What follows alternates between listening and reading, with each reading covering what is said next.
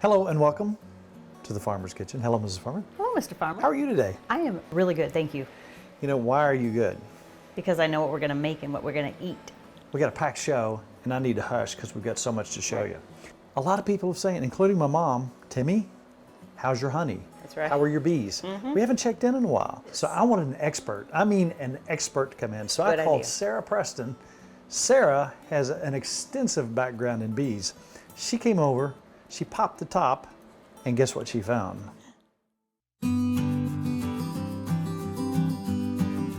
Not too long ago, my mom asked me, Timmy, why haven't we seen anything about your bees? In fact, she said that today. So I thought, I'm gonna get a hold of Sarah Preston, who was the... So I'm the former manager for the Certified Kentucky Honey Program through the Kentucky State Beekeepers Association. Wow. So the Kentucky State Beekeepers is focused on education. So their big thing is to help new beekeepers across the state get going and help seasoned beekeepers keep going with their hives as they need to. Here's how I'd rank me as a beekeeper. I have a hive. Yes. That's the extent of my... So maybe a bee-haver? A bee-haver. But that being said, I had some bad luck with these two hives over here, which is very common. It is. This one right here, I have just left alone for 3 years. A lot of things can happen in 3 years. A lot of things can happen. In fact, I'm very impressed that they are still alive. Typically, if they have no maintenance, they will not live very long on their own. Wow. That is because there's something that came into Kentucky in around the 90s that's called the Varroa Destructor, or the Varroa mite. And it behaves kind of like a tick would be on a dog. It feeds off of what's called the fat body on the bee. In fact, it compromises the bee's immune system. Ooh. So they're pretty rough on the bee. So I'm really excited to get in here and see how these bees are, because if they've been alive for 3 years without any intervention, that means they've somehow adapted to this Varroa mite. But you said you were watching them. Yes. And you said it could be robber bees. If that's the case, it's kind of sporadic. You said it's very calm looking bees, so there's something going on in there? There are. So it's really hard probably to see through the plants, but these bees are very calm. You can see a few bees come in sporadically. So those are foragers that are coming into the hive. And if we were to zoom in really close on them, you'd actually see what's called guard bees. And so they're going to check over those foragers, make sure they smell correctly, and then they'll let them into the hive to be able to put food in. That's their defense mechanism. Not only are they defensive of us, but they're also defensive of other honeybees. In the ideal world, when resources start getting scarce, like they do typically starting about the end of July through the beginning of September, robbing becomes a really big problem. And so older forager bees from other colonies will actually come over and break through the bees' defense systems, and they'll rob them of honey, and it becomes like a major collision course. They'll destroy wax, they'll destroy a queen, they'll destroy everything they can. And maybe bring some parasites in with them? They can definitely do that. Well, see, that's just ornery. Yes. Well, I'm going to stand back and just watch. Okay. So I am going to smoke this for a little bit. I didn't want to do it before because it will break up some of this defense mechanism that they have here. They'll actively move away from this smoke. And you'll hear them buzz a little bit. That's perfectly normal. And the smoke really does help them calm down a lot. They're going to gorge on the honey that's inside and be satiated for a little while and calm down. And this could be interesting. We're going to see what all's in here. So here is a whole bunch of sugar ants. That's actually really normal for a beehive. So that's not a bad thing. No, they capitalize off the fact that nobody else is going to mess with the bees. So they live up top and they keep their resources there. A lot of people will get really worried when they see all these sugar ants around, and they don't cause any problems. Well, that's good. You might get a few bites if they can get up into your suit, but I mean, they really aren't hurting your bees any. And by the time you put a lot of effort to get rid of them, you probably have hurt your bees. So I just leave one bee. All right, typically an inner cover comes off a lot easier than that. This actually peeled off part of the inner cover. So it's been propolized really good. Propolis, it has a lot of different properties. One way it's used as weather stripping. Another thing with it is It is has a lot of antimicrobial properties. So it's actually one of the extra immune defenses of the bees. In a typical beehive setup, we have what's called 2 deep or brood chambers. Typically your queen and any brood is going to be down in these 2 boxes. The 2 boxes on top are called supers or superimposed on top of the brood chambers. And they are typically where honey collection goes on. All right, so I think this frame's going to come for us. Well, maybe. You have honey. Yay! You definitely have honey. Honey is good. That's what we had hoped for. Now they're going to become more aggravated with me as I start taking their stash out. And the first frame's going to come out rough. It's the nature of the beast.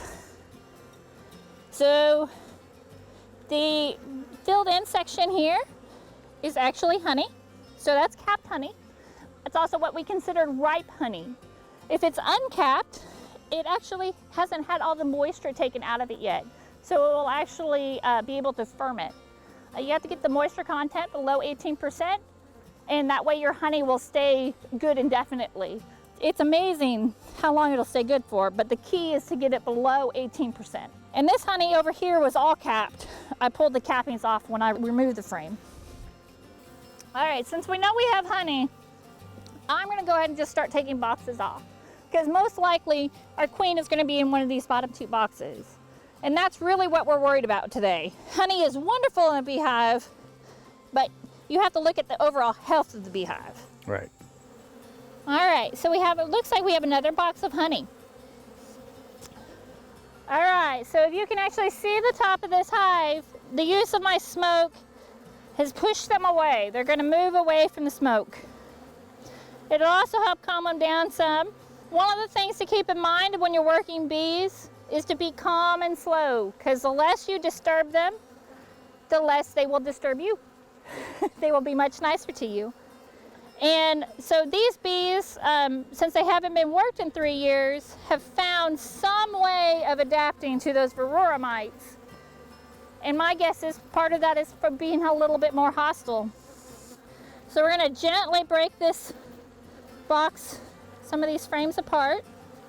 So this is a wonderful sight to see in a hive. This is brood. You can see by every one of those little cap spaces, it's covered in wax, and that's maturing brood that's in there. And we also have larvae, and it's some of the nice white cells that you see in here. They're a creamy white, which means they're healthy. And I would say these are just about time to get capped over. So honeybees are going to be laid as an egg. They're going to develop into a larvae, and then they're going to get capped over and pupate, similar to what a butterfly does in a chrysalis. So regardless of my neglect, we seem to have a healthy hive. Yes, this is a very nice show to start off with. It's not quite full side to side, but it is a very nice brood frame. Wonderful. Ideally, what we want to find is eggs in a queen, and they're going to do a lot of effort to keep her protected and away from us.